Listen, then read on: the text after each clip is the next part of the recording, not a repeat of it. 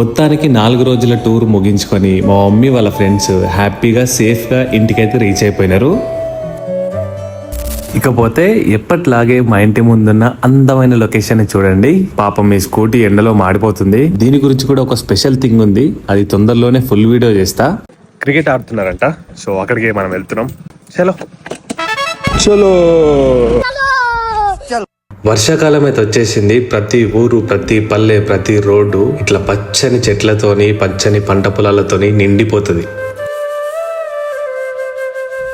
ఇది ఎర్రపాడు, మా ఊరికి ముందొస్తుంది. ఇక్కడ కనిపిస్తున్న ఫాస్ట్ ఫుడ్ సెంటర్ మా ఫ్రెండ్ గాడు పెట్టుకున్నాడు.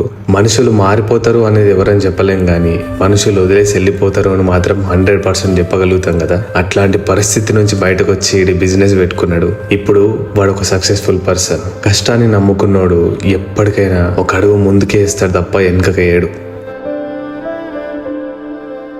ఇక వర్షాకాలం మొదలైంది కాబట్టి వెదర్ అయితే మంచిగా ఉంటది, క్లౌడీగా ఉంటది, గ్రీనరీ ఉంటది, మస్తు ఎంజాయ్ చేయొచ్చు. చాలా రోజుల తర్వాత స్కూల్ లోపలికి వచ్చిన.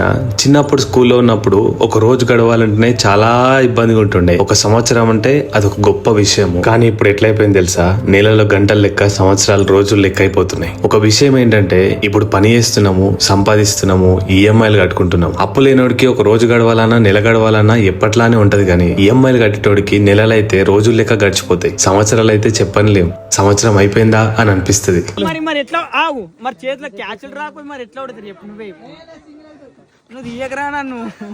ఆడకొచ్చేపు క్రికెట్ చూసి ఇంటికి వస్తా ఉంటే మా స్కూల్ గ్రౌండ్ లో ఇక్కడ పిల్లలు లింగోస్ ఆడుతున్నారు. చిన్నప్పుడు ఈ ఆట చాలా ఆడుతుండే, నేను కూడా ఆడతానే ఒకసారి ట్రై చేసిన.